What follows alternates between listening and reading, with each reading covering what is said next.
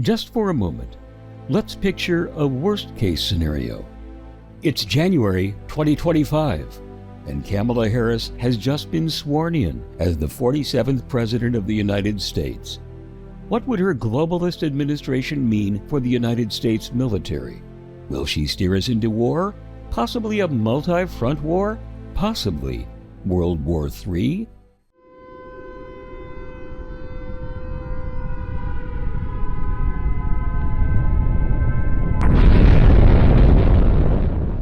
Fortunately, we have an alternative to Armageddon. We can compare the military readiness and leadership under the administration of our 45th President, Donald J. Trump, with the foreboding future likely to materialize under Kamala Harris. To do so, we will utilize expert analysis and commentary showing how a variety of woke factors, including diversity, equity, and inclusion promotion, have eroded military effectiveness. We begin with these eye-opening revelations from reporter Cheryl Atkinson's podcast, Full Measure.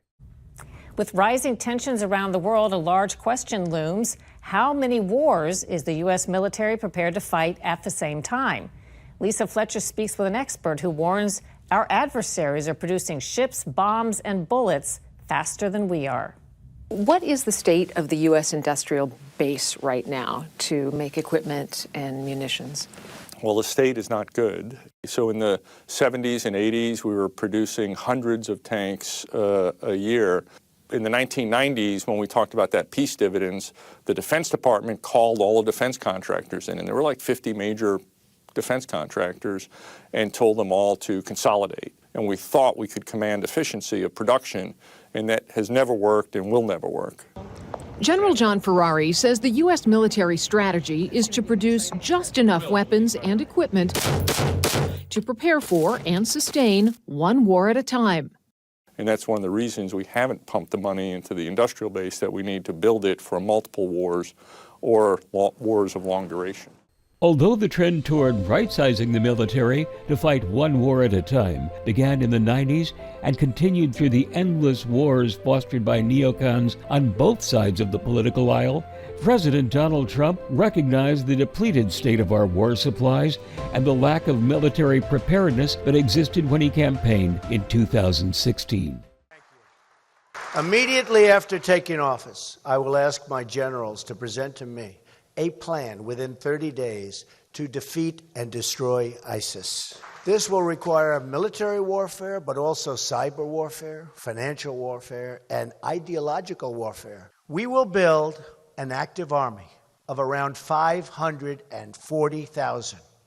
As the Army's Chief of Staff has said, he needs desperately and really must have to protect our country.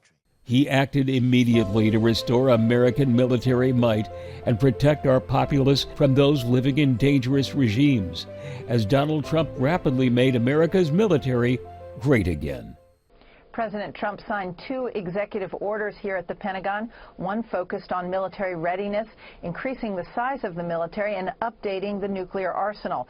The other concerns extreme vetting of those applying for visas and halts all refugee admission and resettlement for Syrians for 120 days or until further notice. The overall number of refugees welcomed into the United States will be cut in half. Priority will be given to Christians who say they were persecuted. Sadly, billions of dollars in military assets purchased for American taxpayers by Donald Trump were squandered by Kamala Harris during the disastrous withdrawal from Afghanistan. The vice president claimed she was the last person in the room as the plans for that doomed operation, which killed 13 U.S. service members, were formulated and carried out. And that means the buck stops with her. The danger had been building for days. Desperate Afghans trying to get out, U.S. Marines trying to help while securing the Kabul airport. This image is what the bomber would have seen approaching the airport's Abbey Gate on that August afternoon. Masses of people lining a canal. And for the first time, we see the suicide blast itself.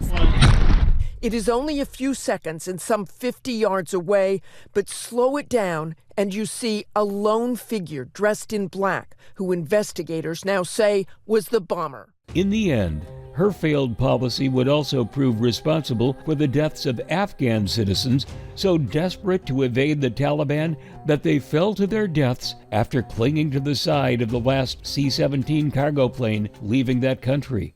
Harris' lack of commitment to our military was exposed by the ABC debate with President Trump when she claimed, as of today, there's not one member of the United States military who is in active duty in a combat zone in any war zone around the world, the first time this century. However, some military service members are indeed stationed in areas that the United States considers combat zones. Around 2,500 troops are in Iraq and Syria to fight against Islamic State militants.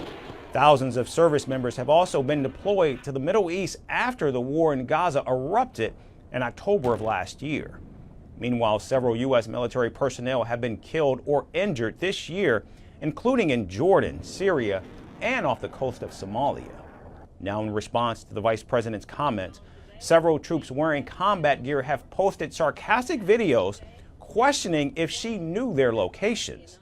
It did not take Biden-Harris long to squander the strong military edge it inherited from the Trump 45 administration.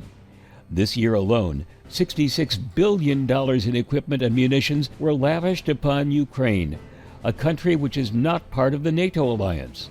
Now the Pentagon is cutting back those shipments over concerns about our own dwindling stockpiles. And then there's the issue of shrinking enlistment in the U.S. military. One reason for the drop in military numbers was the COVID vaccination, forced upon every member of the armed services. 8,000 were drummed out of the military without honorable discharges for refusing the shot. Only recently were they given the opportunity to re-enlist, and just 43 of them responded to that offer. And many of those who have enrolled in our military academies are being indoctrinated into radical leftist teachings. In essence, changing duty, honor, and country to diversity, equity, and inclusion. How can our land survive? Who can we turn to? Unlike the neocons of both parties, Donald Trump is not a globalist. He puts America and Americans first. However, the neocons and socialists never met a war they didn't love. During the 2016 election, Hillary Clinton falsely claimed that a Trump presidency would result in World War III. That did not happen then and will not happen now. But we can also see how the Biden-Harris administration has pushed us to the brink. By the way, the war with Russia would have never started with Ukraine, would have never started if I was president. October 7th would have never happened. Iran was broke. They had no money for Hamas. They had no money for Hezbollah. This is a very dangerous time that we're in. It's dangerous in terms of crime and all, but it's very dangerous in terms of a possible World War III. For the sake of your family, for the sake of our country, vote wisely on November 5th.